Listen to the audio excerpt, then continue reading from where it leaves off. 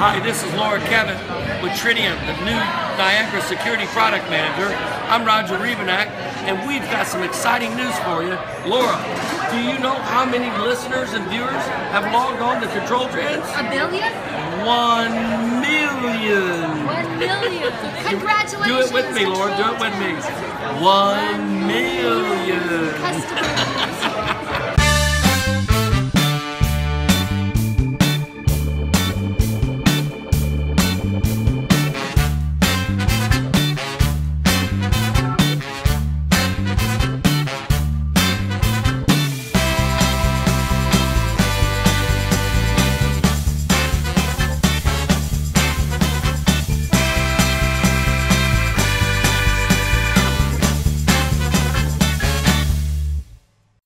Hi, welcome to Control Talk Now, your smart buildings videocast and podcast. My name is Eric Stromquist, and you are watching or listening to your smart buildings control news for the week ending June 21st, 2014. I am joined, as usual, by the man, the myth, the legend, the one, the only Kenny Smyers from Pittsburgh, Pennsylvania. Kenny, welcome to the show, Big Dog.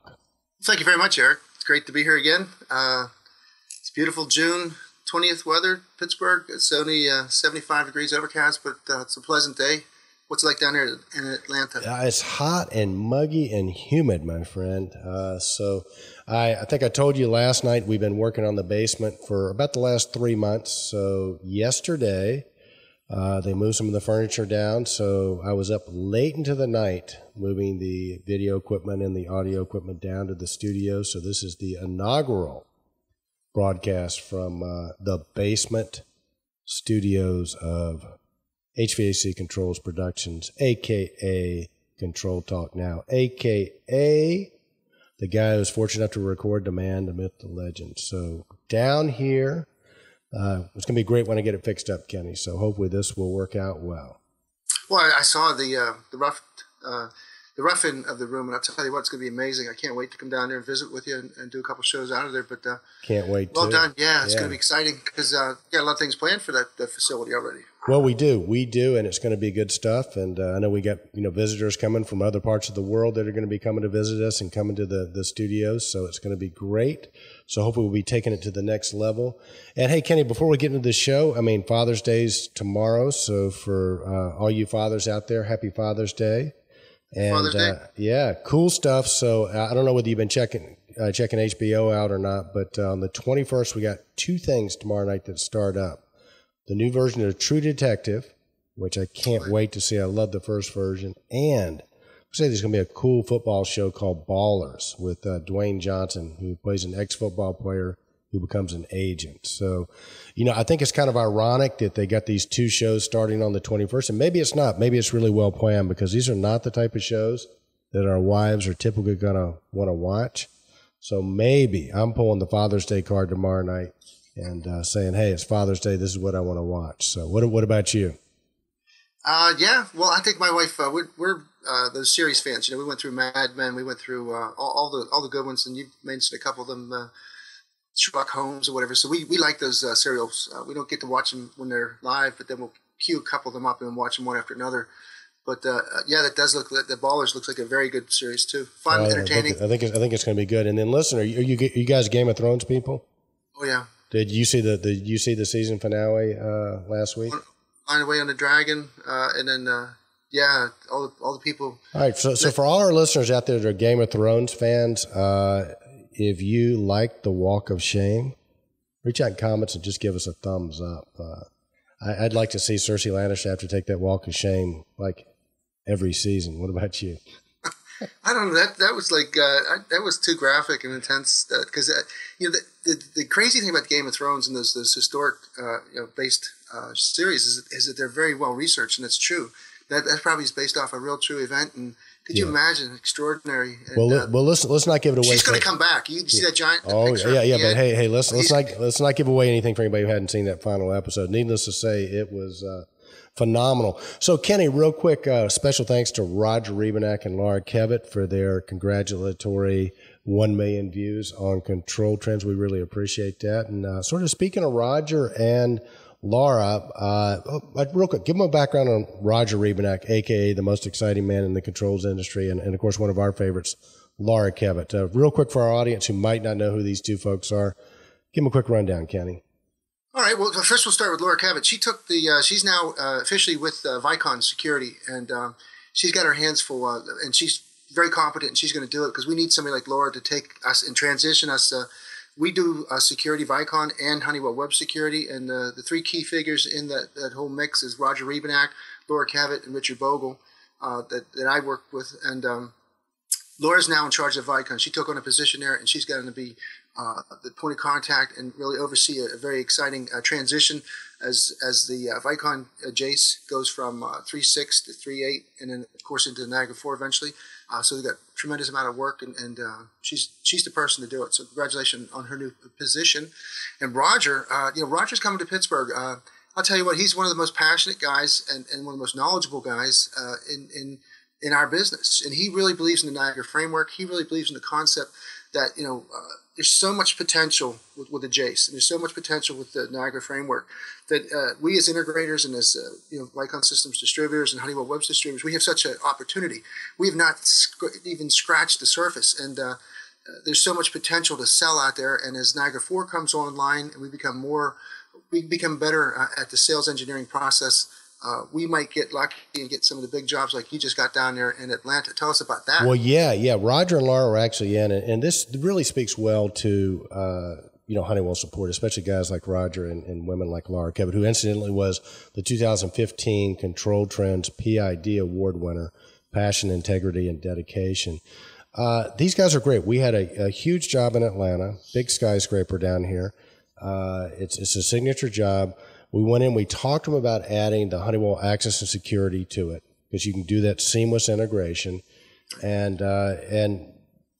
basically they want us to use a security company that they work with. This security company was kind of interesting, Kenny.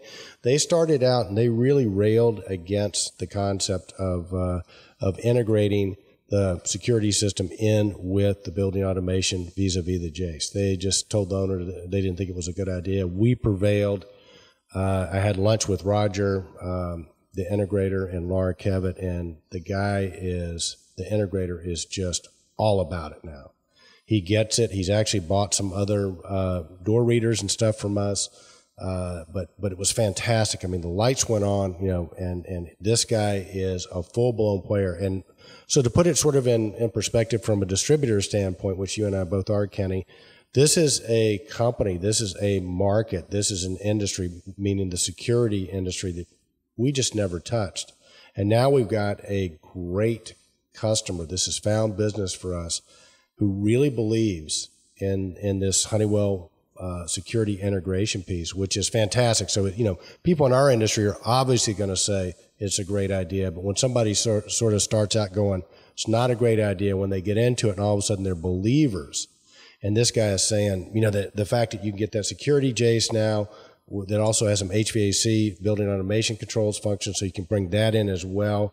He's looking at his entire customer base and saying, hey, we can do the security with the Jace and at the same time control your building automation, your HVAC controls. So it's a win-win-win all the way around. The owner is absolutely thrilled. It's going to be a showpiece job. So Jonathan Schultz, if you're out there from Onyx, we got another building for you. We're just building up. And Jonathan's the guy we met at Realcomm IBcon, invests in a lot of these buildings, owns a lot of these buildings, and we're going to get him on the show sometime soon as well, Kenny. All right, Eric, just to summarize, Roger Rebenak has a new title too. He's Business Development Leader for Security and Energy Management, Telecom and Data Center Solutions. And if that doesn't speak volumes there, that Roger's got his hands into the new technology, the emerging technologies. We know that data centers is going to become a very, very big targeted market for integration, and the Niagara 4 framework is going to play a big role in that. And not to make a stretch, but as we go into the show a little bit further, we're going to talk about the Realcomm general session, and the guy talks about Bran Ferren talks about how we've got to transition to a new building. Our technology is there, and if we don't see it, somebody from outside our organization is going to take our business from us because we are just too stuck in a sweet spot. Oh man, I can't wait to get to the Bran Ferren thing. What Roger says is I'm tying those two together, maybe raggedly, but the opportunity to take the Niagara 4 framework back to the customers and reestablish new bridges into the silos in these buildings or whatever, to me made perfect sense after listening to Bran Ferren, because he's telling you the technology's there. Now you need to go apply it. You need to get out of your sweet spots, look at what you have available because the technology's here, and then create a product, create a business model that it uses this technology that you're familiar with and it's there, and reconfigure it, he says, and then go out and sell it again. And I think, I'm going to reiterate this when we get this. I think you're dead nuts on it, Kenny, and I think Raj is doing that. I'm going to reiterate this when we get to that post. But one of the things that Bran Ferren says is the people that invent the technology don't really know how to apply it or what it's used for. And one of the examples he gives is the Wright brothers said that an airplane could never be used in the military. The government. Well, the government said to him, the Wright brothers went to the military and said, "Here, we got this plane, and it's going to change warfare." And the U.S. Army at the time reviewed it and said, "We don't see a fit here. We don't see it, guys." Yeah. So I didn't mean to step on it. I just meant, but he was, you're right, and I can't wait to get to that too, because there's just 4 or 5 major examples where the technology came out and they didn't know how to use it, to include the telephone. All right. Well, listen, let's save that till we get to the Bran Ferren. So. Cool, Kenny. Well, listen, I think today's going to be a little bit of a shorter show.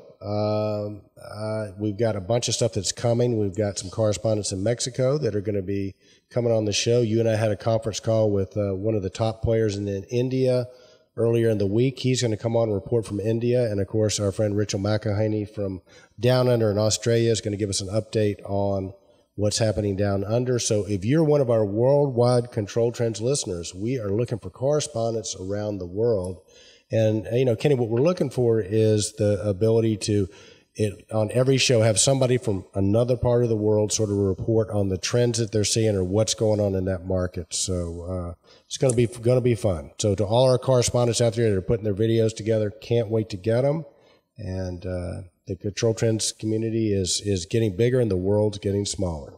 Don't forget too, Eric, the great you've brought the ability to read our Control Trends in Spanish now. There's a Spanish language module that for the Latin America countries, South America, and the parts of the world where Spanish you prefer to see things and read things in Spanish. We've got that's something you can do now with WordPress. You can go on there and get the Spanish version of the Control Trends posts. Yeah, we're trying to, at first we thought it was going to be really simple because Google has a translate. And my wife, who is fluent in Spanish, said that it's ridiculous. It doesn't work. It doesn't make sense. And then showed me a video on YouTube where they were actually taking something from English, translating it into Spanish, and then translating it back into English again in all these different languages. And by the time it comes back to English again, it just doesn't make sense. So I think Google's good for a cursory sort of look, if you will. So we basically have had to hire some translators to do that. So we don't have that many posts up on the Spanish side of the site. But if you go to the thing, you can see a little Spanish flag. You click on that, and you'll see the Spanish version. So if you think it's a good idea, if you're a Spanish speaker and think it's a great idea, please reach out and let us know because it is kind of costly to get those translated.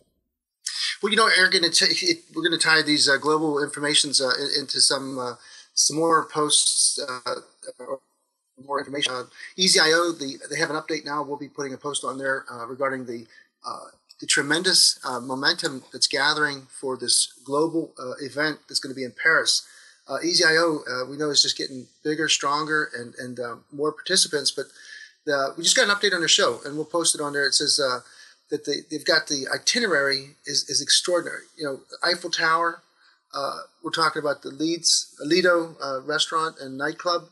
The sponsors are growing in number. Let me just see here. The sponsors. We got 2 more now. I saw come in. We have Interstellar, J2 Innovations, Sky Foundry, NodeOn, in addition to Belimo now are sponsors for the EasyIO Paris Global Event coming in September. That's going to be spectacular, Kenny. It really is. And let's put a link. It's a new registration form. We'll put a link in the show notes So if you hear this, you can click on that link and you can go straight to this piece that Kenny's talking about. You can register there. You can also, get the agenda. But hey, Kenny, I was talking about EasyIO. I sort of want to go back and tie this in with the Bran Ferren. It's interesting. We've done a lot of training with our integrators on the EasyIO product, and they love it. Okay. And I was talking to Mad Mike, and he said, let's do another training seminar in Atlanta. We started to reach out to our integrators, and our integrators are going, look, we understand how it worked. It's fantastic. We don't really need to be taught technically anything else about this product. We need to be taught how to sell it and where to apply it. And I think this gets back to sort of the Bran Ferren thing where, the people that develop the technology, I'm not saying this necessarily about EasyIO, but I'm just saying, the integrators that are used to working with a particular product, you sort of like you give them a Ferrari and they don't know where to drive it. And because, they're used to, a bicycle or whatever, and you give them a Ferrari and they just don't know where to drive it or sort of how to drive it. So I think this is another great example. So if you work with EasyIO and have worked with EasyIO, I know people like Barry Light have found applications for it and really made it work. But if you're working with EasyIO and got unique applications, or can talk to our community about where do you sell this? How do you sell it? To me, it's like a Ferrari, and that seems to be the biggest challenge. It's a fantastic product. It works well. The price points are right on it. You and I have dubbed it from day one as being a great candidate to win the race to the small space, which is a term Kenny and I dubbed it. Now that technology is getting less expensive, that every building is able to have a building automation control system and pull data out and so on and so forth. But does it make sense to you, Kenny? Are you hearing that from your integrators too? I hear it's a great product. Where am I going to use it? Well, I think it's a process. And, Mike talks about the development in certain parts of the world, the emerging economies, where they're selling the most FG controllers and why. I think what happens is you have a learning curve, and then once you get the applications, you have to get that ecosystem. People have to understand that the controller is capable of doing anything you want it to do it, and it gives you the engineering tool to do it. But like you said, if you look at some of the recent updates with EasyIO, they have an air handling application now that makes it incredible. It's BACnet, certified, and it gives you all the documentation right there on the single screen. We saw that there's a gentleman from what's his name from up north there, Finland, not Finland. Norway. Norway. He just came up with five new applications that they're sharing. So what's happening is this ecosystem's building is that the FG Energy Graphics. These guys in Scandinavia have come up with a whole different set of EasyIO FG32 applications. So what we're seeing is application libraries building. It takes time, but pretty soon the average integrator is not going to have the opportunities to spend a lot of money all the time, or the budgets aren't there. So what they're going to have to do is find the best fit. They're going to have to take a controller that's supposed enabled, gives you the best open opportunities to take a controller for the least amount of money, put it inside of a building, bring it on the web, give the user interface, make it browser accessible, and EasyIO has come up with a controller that basically it gives you the biggest bang for the buck. Now, to put those into large applications is challenging for an integrator. So sometimes what I think happens is, if you're trying to budget your time and get the most, to get the largest margins on your projects, getting into the Tritium world, of course, in the webs worlds and the FX worlds of Johnson and Delta and Distech, you want to get as much of the pie as you can. So you want to go in big. You want to get into a distributed environment like a school district, the mush markets, and you have the ability to sell a platform. The Niagara platform fits that perfectly. And then you can integrate all the buildings and you can optimize things, aggregate information, do big data, whatever. But the reality is that about 85 to 90% of the commercial business is in these smaller applications where you can't invest into that overhead driven, platform-based approach. They need a control out of the box from the back of the truck onto the wall that's going to be able to take care of a whole lot of information, critical stuff. Like Mike showed us that one at that microbrewery. That was amazing. But they're controlling microbreweries now. Yeah. And the guy that wrote that application now is selling that application. We have the guy that does Daikin, not Daikin, Aeon units down in Baltimore. Very light. he did an Aon application that if you're working with Aon equipment, this thing becomes a no-brainer. Yeah. This thing will save you so much time and energy. Everything's made for you. All the charts, all the data presentation, all the control application schematics, everything, the sequence of operation. He's done this for you, so you can buy a ready-made application with an EasyIO FG controller. You're off and running. So I think what's happening, Eric, is it's just give it a little bit more time. You're going to see the market's getting bigger. That 90% that's not serviced right now, or 85% or whatever it is, in these commercial schools, these older churches and whatever that need that, they need DDC control, but they don't have a good fit yet. The FG32 controller will continue to fill more and more of that market. Well, and Kenny, I think you're right. And I think another trend we've talked about is people going more to the, best of breed, AKA the hybrid solutions. And meaning that you pick best of brand, so the best plant controller, the best VAV, the best, interface or whatever. I think we're seeing more and more of that. I had a special shout out to Donnie Walker. He's one of the consulting engineers at Newcomb & Boyd, which is a huge engineering firm in the Southeast, and ran into Donnie and his team out at Realcomm IBcon, which I was really pleased to see them out there. Because a lot of the consulting engineers, haven't maybe really gotten on board with the new technology yet, but Donnie is a guy who has. And so guys like him are beginning to embrace the concept of the hybrid solution and sort of putting it, wrapping it back to Bran Ferren, which we'll talk a lot about. Bran Ferren says one of the first signs to death in this new economy is getting stuck in what's worked for you. He says if you adopt that, and most people, because it's logical to say, hey, if this works, don't break it. If it's not broke, don't fix it. And he says this is a sure sign of death, in today's business environment. And so I applaud guys like Donnie Walker at Newcomb & Boyd because they're really getting out there. They're doing the research. They're willing to change and make things happen. So I think you're right. We're going to see more of the hybrid control solutions as that goes on. And then again, it sounds like Mike's got some great spot applications. The microbrewer, which we'll edit that video, we'll get that footage up, Kenny, was really phenomenal. But sort of in the meantime, I think this is something to be thinking about. I mean, is there something that Mad Mike and the boys can do in terms of training to sort of shine a spotlight more on where this fits, or maybe how to sell this, or how to get the concept across? Because technically, I don't think there's a better plant controller on the market. Well, it'll come. You're right.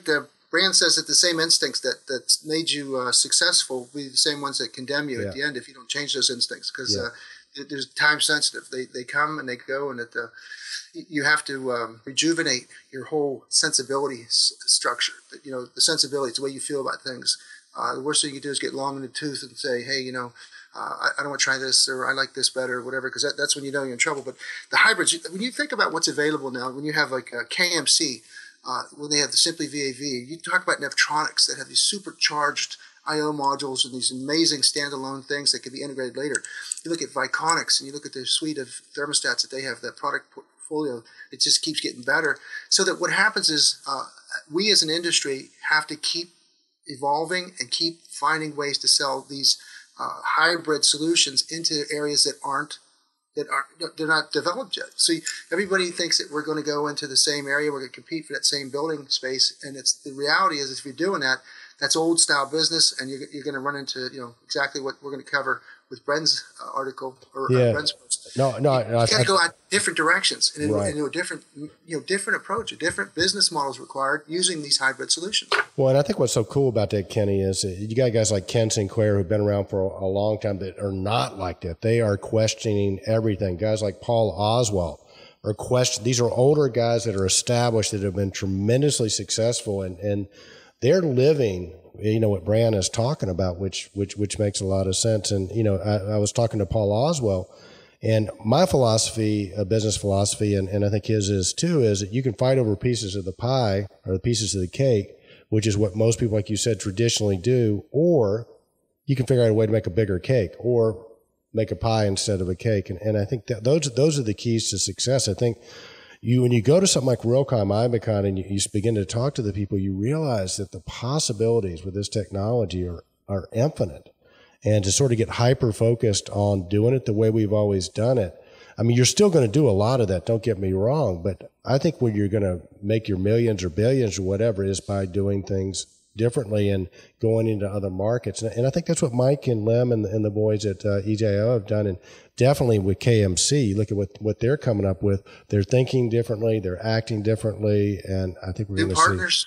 Yeah, KMC, and they won the Digi Award for Best Technology at Realcomm IBcon, so congratulations on that. But they're partnering with Dell and Intel and creating, just we've talked about it in the past. Their VAV controller has the near field communication built into it, so without even taking it out of the box, you can take your smartphone and touch the top of it and programming these things without powering them or taking them out of the box, which is revolutionary technology. And we're in the midst of it, Kenny. I mean, you and I have talked a lot about, and worried a lot about. I mean, even before we sat down with Jim Young 2 years ago in San Diego, and he said, let me tell you what's coming. You guys should just go ahead and try and get out of the business now while you still can.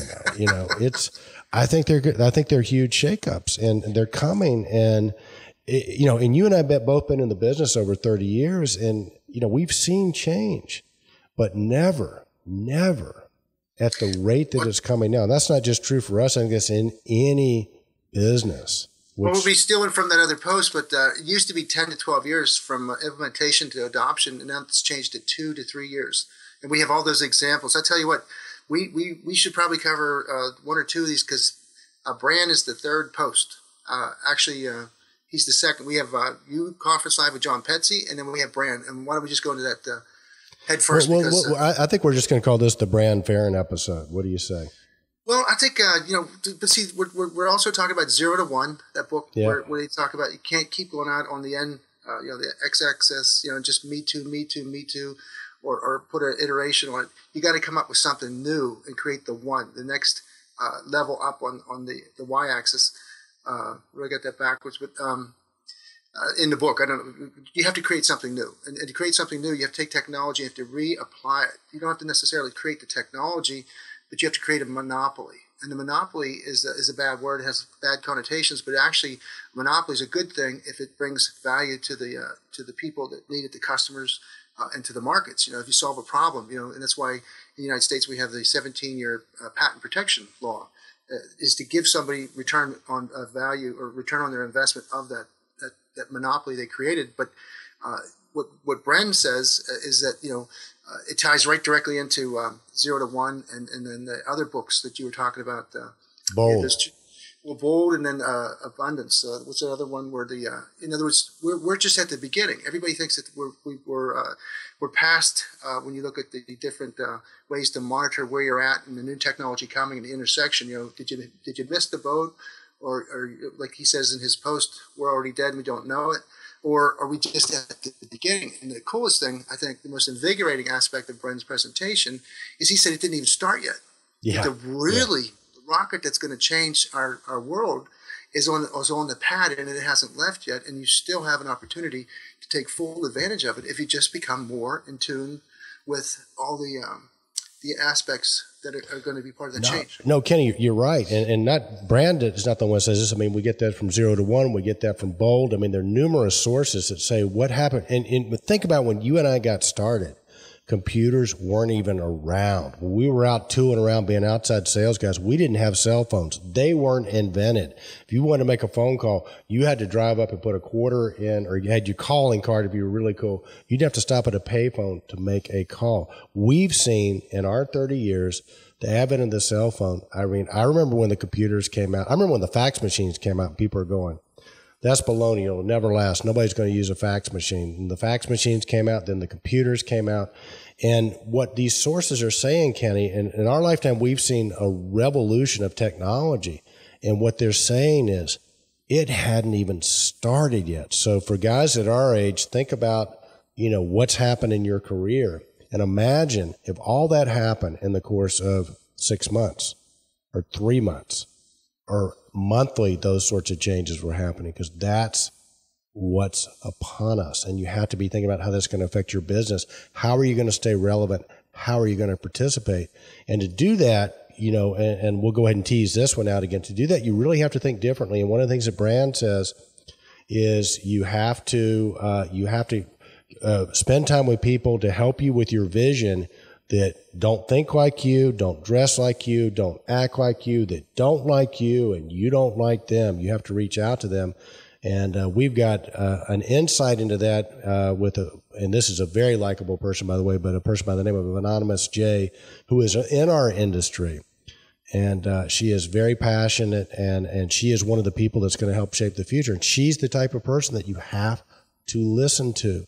But I can tell you right now, most business people that have been around for a while and are in that mindset of we've done it this way and it's worked great so far and it's going to continue to work, are going to be threatened by somebody like that and probably not listening to her but she is absolutely the beacon, and people like her that you need to be looking at to guide you out of the fog. Because this is not, I don't think, Kenny, going to come on gradually. Everybody from Jim Young has been telling us it's not going to happen gradually. You're going to wake up one day and the world is going to have changed. And if you're not prepared for it, and Paul Oswalt said it, if half your staff's not under 25, you are dead in the water. And I think a lot of that is if you have those young people there that are looking at things differently, they'll help you navigate out of the fog. But if you don't, and you're going to follow your instincts, like you said earlier, you're just going to get lost. Well, I'll tell you what, this is really good stuff because it's all coming together. I think the neat part about Control Trends is that we really do try to focus on trends. Some of these trends become gigantic in nature. We watched, big data, visualization. We're still watching the cybersecurity grow. And now we're seeing that, what the meaningful time that you spend at Realcomm and IBcon, the guy they bring on to do the general session cautions them even that these styles of meetings are going to go by the wayside eventually. That the building industry that you're in, that nobody's going to go to work anymore. The cars are going to drive themselves. Well, he says, Kenny, and look, why don't we just might as well just go out of order because you and I are both chomping at the bit to talk about Bran. So John Petze, we're going to come back to you, but so Bran tells the real estate people the thing that is going to affect real estate more than anything else is the car that drives itself that's coming. Okay, he says it's going to completely, and the reason it's going to affect real estate is going to reconfigure the way buildings are built. Because he said, for example, in Los Angeles, what was it, Kenny? 50% of the real estate 50% is parking lots, right? So you're going to be able to change that around, and so you're not going to have that. So it's going to change it. The other big trend he's seeing, and Anonymous J said this. People are not going to want to come to an office to work. They're going to want to telecommunicate and whatever. And, and Bran says, well, people say, but it's not that effective. And he says, who cares? He kept coming back to who cares?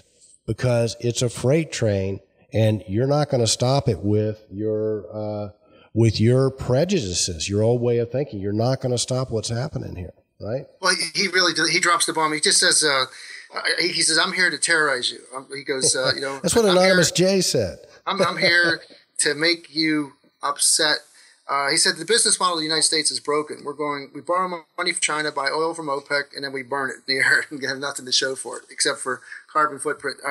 But what he was saying is he used several examples. Eastman Kodak, how they invented digital imaging, and then how they just try to cling on to it and how they just died. He drew a neat little graph. He says that PowerPoints suck. And he's very. He said he was there for the entertainment value and shock value. So he is like Rob said, he dropped the F-bomb a couple times, but he didn't do it to be ignorant or anything. He did it for the effect, the impact, because he was saying about the person that would say that. But he said about how we have again the two lines, and then the new technology starting from zero, going up high, and then you've got the going out of business line coming from time side down to money side, or money side down to time side, and we intersect somewhere. And he said that there'll be people in the audience that'll say, nah, we still got more time. So it's like the Titanic, instead of going down in 5 hours, you got 7 hours. And then and then the young guy comes in and he says, guys, you're already sinking and you don't know it. The Titanic is going down. But the point that I think really the first big takeaway was the sensibilities that we're talking about, like the instincts. So you cannot think that what you believe in is going to be static and be correct for a period of time. In other words, it's going to become no longer useful. It'll become detrimental to you. So if you think you know what you're talking about and you haven't reassociated with new people in the business and whatever, then you're probably so far off the beaten path that you don't even know it. And that so many of these folks are running key positions in America, corporate America, and that's why they're not going to make the transition. He talks about Sears and Amazon, how Sears didn't think they had to. They thought they had the catalog, and Amazon comes along and just overwhelms Sears. Craigslist overwhelms the newspaper industries because classified ads pay for newspapers and magazines, and here this guy gives it away. But basically what he says is that the planning horizon, that the competitors are almost never from your industry. You don't even know. So that's why when we go to Realcomm and IBcon, and again, hats off to Jim Young and Howard Berger for bringing these people's this mentality to our forefront so we can consider the realities that we're in. But he said, so we have like Dell and Intel coming in looking at the control business. We have all these other new players coming in looking at our control business, thinking, well, heck, we could do that easily, whatever. And we're trying to make it more hands-on and more, protocol specific and license driven. And we're just going to see somebody come in and just make the whole thing, turnkey. It's going to be as easy as plugging in your dang computers with your printers, with your other office equipment. Now you're not going to plug it in. You're going to use wireless technology. So he really and truly ran the gamut on where we're at and where we're going to be. But the most incredible thing was the optimistic departure. He left everybody worried, concerned, but he told us that, he gave us the instructions. In fact, the six items that he said you got to go with, I don't know if you want to cover that. Because let's cover the six. Yeah, the 6 keys. This is. He says you have to have vision. Your vision has to be compelling. You have to tell your vision in a few seconds. It's the old elevator pitch. You got to have it, and you got to be able to deliver it with intensity and credibility. You have to have talent. You need to find people and attract them, and you have to help them help you create new value and new markets. You have to have trust. People have to trust you. Customers have to trust you. Banks have to trust you. Employees have to trust you. He's saying about the 19 days that they built a building and there was cracks in it. He said that the technology isn't going to be bulletproof when you first put it in.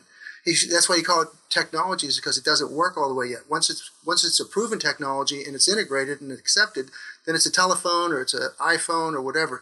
But the part where you transition from the introduction, the implementation, to the actual acceptance and 100% all the bugs worked out, that's the technology phase. But he was saying that people have to put up with you, and the only way they'll put up with you and your shortcomings is if they trust you. Then you had relevance. You have to have visibility. You have to storytell. You have to be like Steve Jobs about your own market, what you're trying to do, how you make a living. You have to be able to tell a great story and convince people. You have to evangelize, he called that. So you have visibility. You've got to get into people's range. You got to get on people's radar. They have to know who you are, what you do. And he said the most important one, he said that he could have done the whole presentation on this last item. He said this is more important than war, poverty, AIDS, and it's education. He said we are in a crisis situation in America. He said that it's, the most technology he's ever seen put into place so rapidly was the metal detection capabilities that we have in schools now, because we've let it get that bad. He said that we have a responsibility, that the corporations and that every individual has a responsibility to educate young people through distributed collaboration. He was saying that classrooms are going to change. That one of the coolest things I ever heard anybody say recently was that the internet is an intelligence amplifier, and that his granddaughter's growing up with the new sensibilities that he's trying to tell us we need to catch on to. They grew up online with all the advantages of with the permissionless society, that they could find out what they want. But he said computers won't replace teachers. It'll just change. Teachers will still be required, absolutely required, but that you need to understand that the people you're working with that are coming up into your business, the new players that will enable new business models, are not like you. They don't like you. When you walk into the room, you take the lifeblood out of the room. He's telling everybody in the room that you got to be careful that, like you said, you got to be able to sit next to somebody you don't know, from another country, from another perspective, from another intelligence range, from another economic range, and you have to accept the fact that they can help you sustain your business and they're critical to your future. So amazing presentation by Mr. Bran Ferren. Really was, Kenny. Great synopsis there. So based on what Bran said, and again, encourage you guys, we have it posted on Control Trends. It's part of the general session. You also get to hear John Petze, not John Petze, I'm sorry, John Sublet, Nino DeCosmo, some of the other folks there. But Bran Ferren, you can scroll to that. That's a must watch. I think it's about 27, 28 minutes of the best stuff you can get. But Kenny, after listening to Bran and what he says and what he advocates, do you know anybody in our industry that's doing that? You know, in small ways, I think I do. I think I see it. I think you know, the different people. I know the different industries. They're not you know, maybe a daily contact, but well, I mean, in our industry, I would say who's doing it? KMC, Eric Kruder, what he's doing, what they're involved with. I think Niagara 4. I think Tritium. I think that that they're following the Apple model.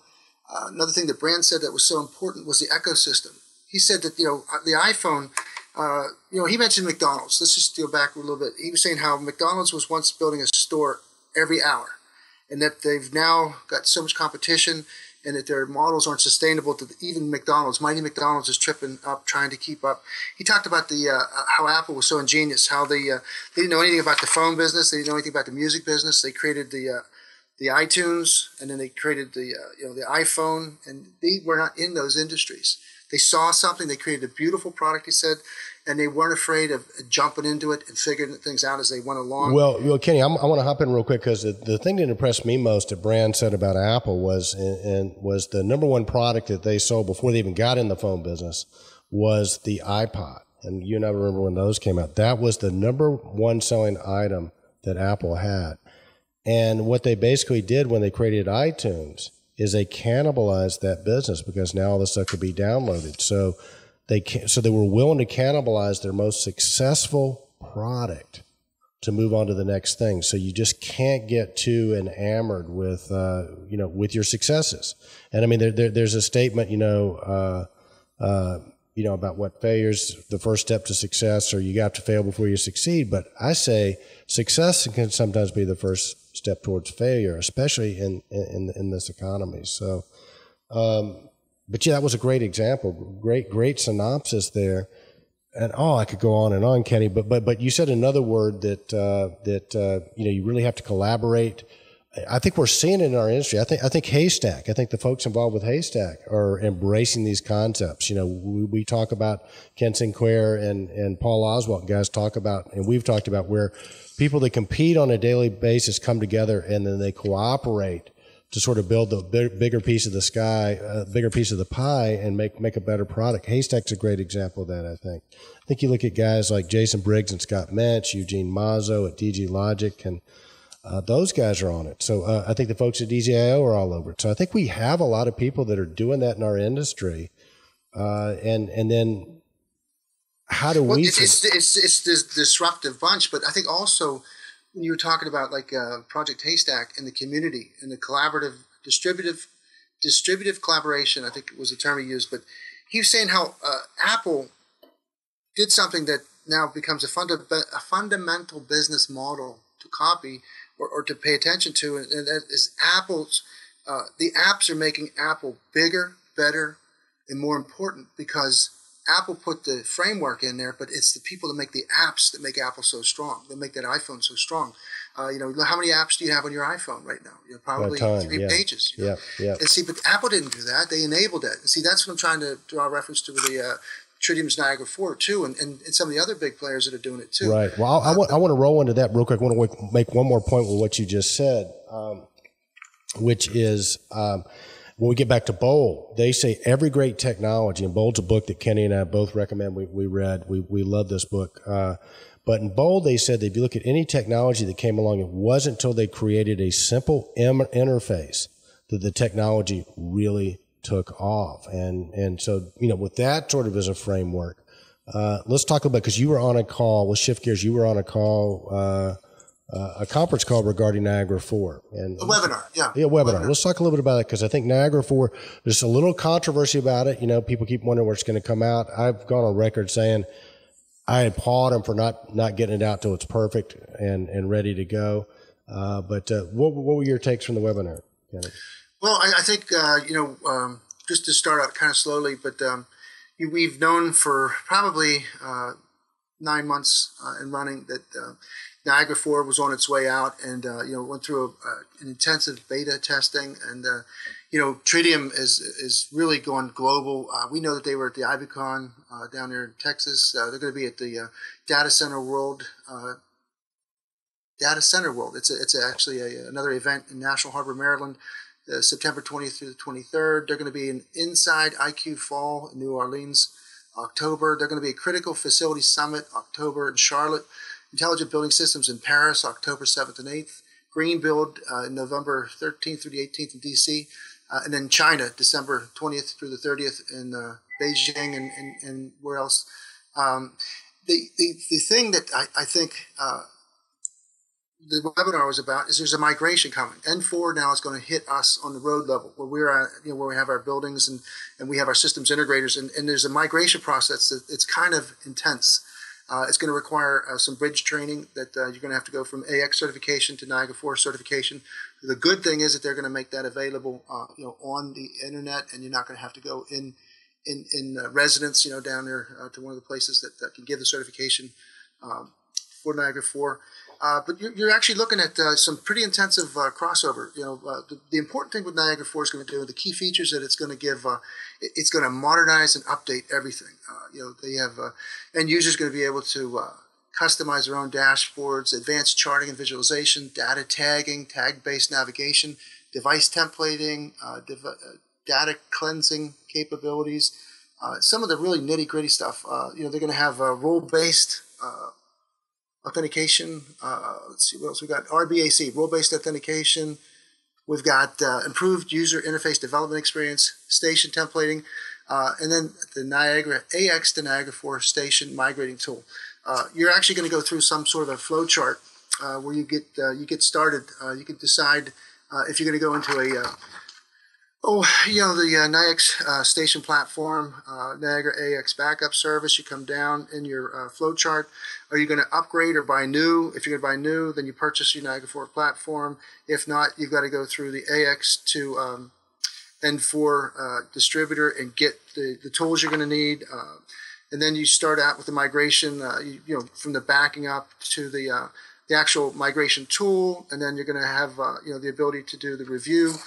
It was a great seminar, and it's archived, but I took probably 6 pages of notes because I'm going to have to go out and make sure I know how to do this and then get my training. They got a special program for distributors that are in the IBcon network. I'm sure Honeywell Webs, I'm sure Johnson FX, I'm sure everybody that uses the Niagara framework. I know that LinkSpring has taken a strong lead role to get people certified. So LinkSpring is a great opportunity for people that have to do things in important. But basically, there's just some nuts and bolts things. You got to go through your, backing up the station, and then you review your migration report. There's 2 primary things. There's controllers. They're going to use templates. The tools look like templates, and they're very excited about the templates. They're a new feature for copy files and pasting. So you have a controller template and a supervisor template, and then you're going to go through the migration. It's going to give you a report, and then you're going to find out that a lot of your apps are going to require some work. They're not going to be able to go right to Niagara N4, so you're going to decide if you want to bring your alarms and histories. You can leave it, or you can bring them with you. So you get to pick and choose some of the things, but I know that it's going to be going to create a lot of a lot of ripples out there. And what I want to make sure I say is that I'm very excited about it because we're due. This is the new technology. You've got to keep. You don't want to get. What did John Sublett say? You're going to get beached. You're going to get your islands of technology. If you don't continuously upgrade and go current, and just another heads up, anybody that's in the 3.5, 3.6, or whatever, you're going to have to go to 3.8 first and then go to Niagara 4. So you're not going to be able to go from your older versions. You're going to have to go to 3.8 first and then go to Niagara 4. And I'm sure everybody out there, just to make a statement though, they have choices where you can go through a Jace upgrade or you can go through a maintenance agreement. And make sure you take that maintenance agreement. So if you do go from 3.8 and then go to 3.4, if you do that within 12 months, it doesn't require another license upgrade. That's good. That's a good point, Kenny. So listen, I got a question for you. So how successful would Apple be if they came out with a new version of the iPhone that included all the apps already? Here's what I'm hearing, and I don't know whether this is true or not. I'm going to make a statement here and sort of ask a question. It sounds like that Niagara 4 is so rich and so robust, the fact that you can do the rules-based and the data analytics and all that stuff. What does that do? So my question for you, and you know this better than I do, is that going to make a guy like our buddy Alpert or the guys at J2 Innovation or the guys at DG Logic or all those people that if you will, sort of had those apps, those add-ons, are they no longer going to be necessary or relevant? Is this going to have a negative effect on them, do you think? No, I think what will happen though is if you're using their products right now, you're going to have to go back in and amend them. You're going to have to do some updates. So if you're already using J2 or DG Logics or you're doing one of the drivers, within 2 drivers and stuff like that, I think you're going to have to go back and you're going to have to make sure that you fix them so they're compatible with Niagara 4. I don't think that at all, Eric. I think what happens is, again, I'm a big believer in this, co-opetition. People that like J2 Innovations, for instance, is being used by so many people. It's integrated. You don't even know that you're using J2, but they've sold to the end users, and so they're very well established. DG Logic's working with Cisco. They're so big and bad right now. I think they're silent giants. They don't market as much as they used to because they've got such an extraordinary installed base. I think some of the aggregators that are already established, Sky Foundry, this is only going to help them because it's going to make people more aware of it. And this is just it comes with it. This is embedded so that you get these additional benefits and features, but you still need to use them. You still need somebody that's going to be able to do, understand how you do charting and how you do visualization, how you tag, data, and how you navigate that. You still have to have somebody has to play quarterback. These are just the tools. So what it means is that for the new way of doing business, I think, is the more you put inside of something, the more you can sell later. For Tritium, like the JACE 8000, that's going to be it's going to be licensed based on how many points you need or how many devices you have.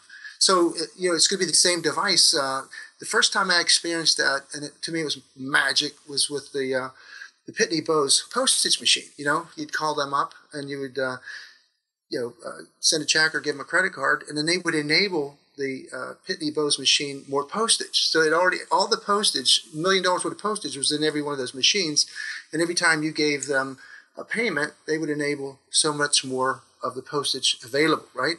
So I think it's going to happen with our business. They're going to get an economy of scale. They're going to get the form fit down. They're going to make one JACE. And inside that JACE is going to have a tremendous amount of features that you're just going to enable by the license, by the application you need.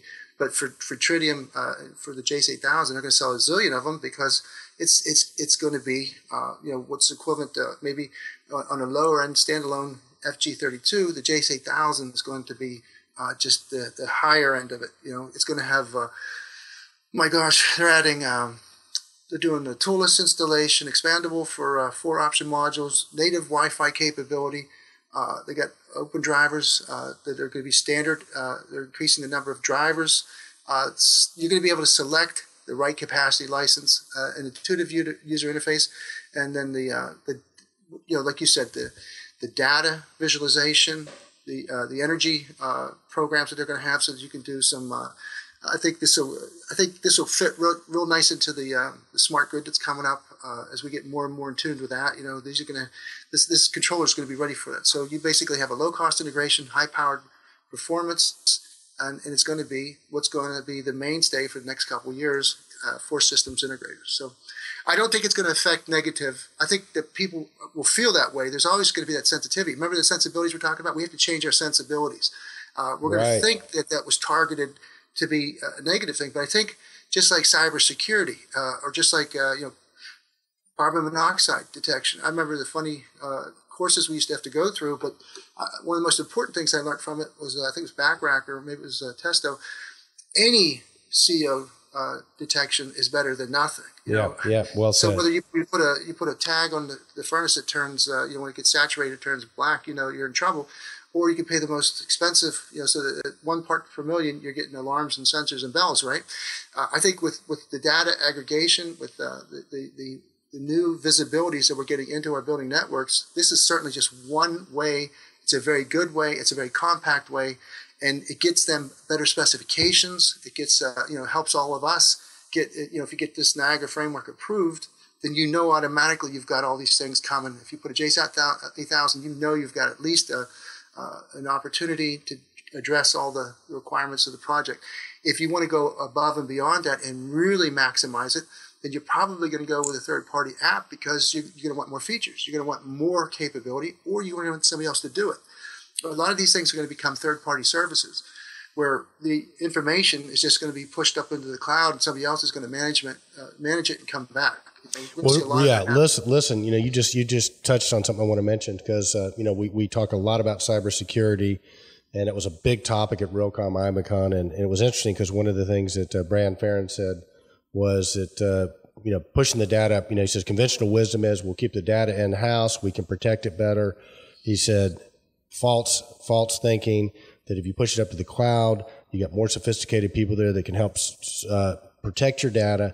Not only that, they're able to hide it amongst billions of other pieces of data, so they have a better way to protect it. So I wanted to get your thoughts on that, Kenny, because that was an interesting statement that Bran made. And also, Fred Gordy, I know you're probably listening.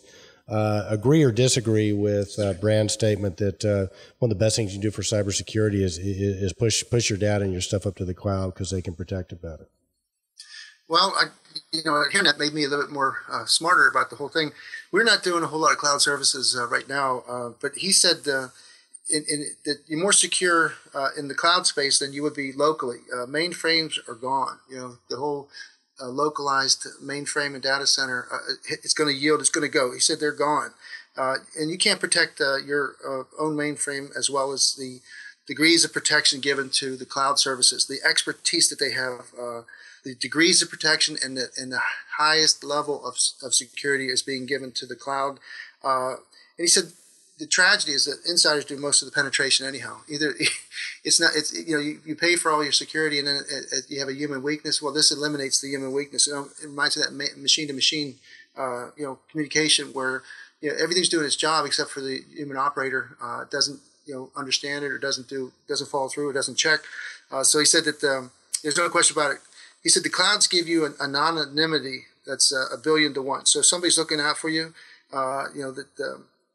they can find you if you have your own mainframe. But if you're up in the cloud, they have to sort you out of potentially 1 billion possible customers that are on that same service, so they can't find you. Very interesting concept there. And again, I can't wait to get Freddie Gordy on. Kenny, believe it or not, man, this has been such a great conversation, but we're getting up against it time-wise. So I'd like to sort of round things. We had several posts, with interviews that we had done at Realcomm IBcon, including John Petze.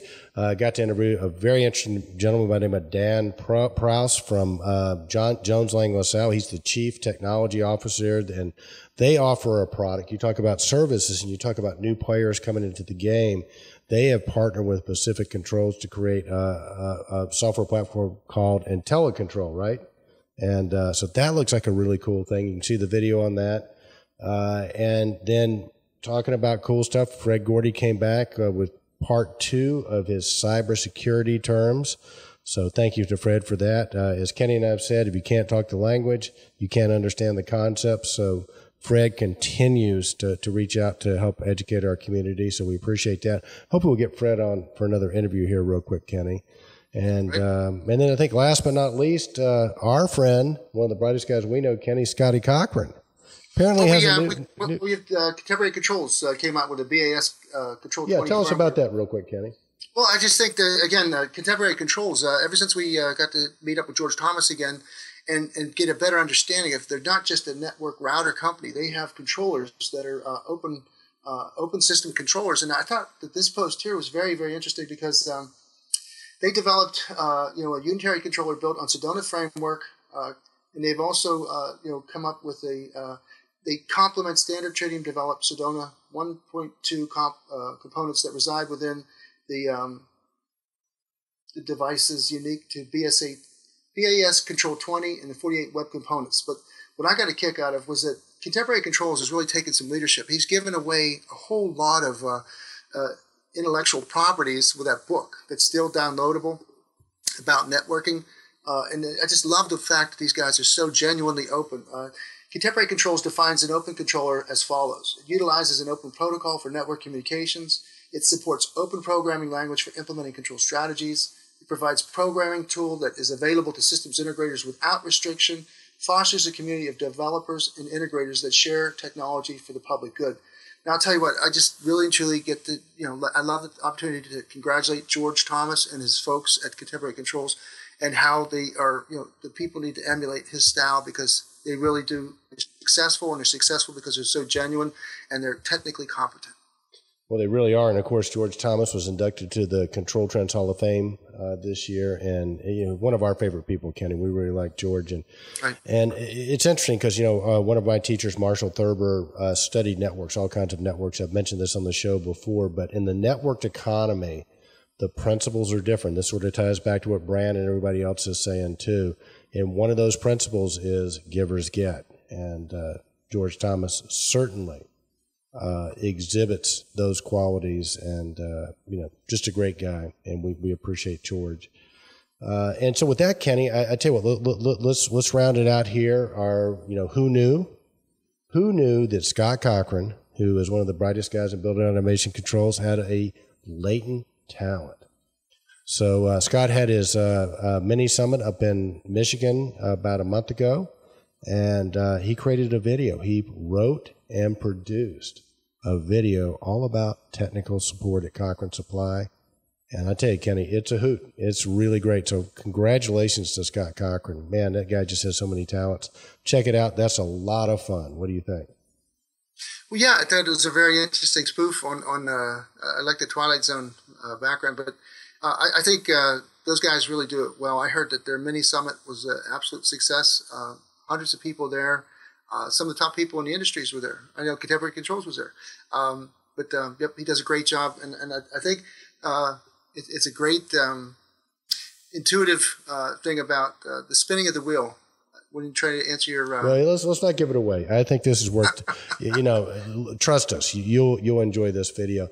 So, Kenny, with that, I sort of want to round out, thanking some people. We had some more people announce they're going to be platinum sponsors this week. Johnson Controls, Chris Eichmann, announced that they're going to be back for the Control Trends Awards as a platinum sponsor. So thanks to Chris and his team. Gary Weber with Belimo has announced they're going to be platinum sponsors, and they join a host of others, including Sierra Monitor, Delta Controls. Who am I missing here, Kenny? Oh, EasyIO. Yep. KMC. Yep. KMC. Contemporary Controls. Yep. So they're all in. So we really do appreciate that. Kenny, we've been doing a little bit of groundwork. Just so everybody knows, again, we're going to be doing it Sunday night before the AHR show. And part of that, most people get in Sunday afternoon. They're looking for something fun to do Sunday night. By doing it on Sunday night, we think more people will be able to attend. We are looking at venues right now. Let's just say we're looking at some cool places, and we will announce as soon as we have it tied down. All right, Kenny Smyer. So listen, another big week on Control Trends. Thanks again to Roger Rebanek and Laura Kevitt for that great congratulatory 1 million viewers on Control Trends, and also thanks for the help this week down at our clients. Good stuff there. Kenny, get outside, play some golf. Hope you have a great Father's Day tomorrow. You too, Eric. Thank you very much. All right. There you go. You have another episode of Control Talk Now, your smart buildings videocast and podcast. I'm Eric Stromquist. He's Kenny Smyers. Have a great week, and remember, stay in control. Indeed, Eric. Indeed, Kenny Smyers.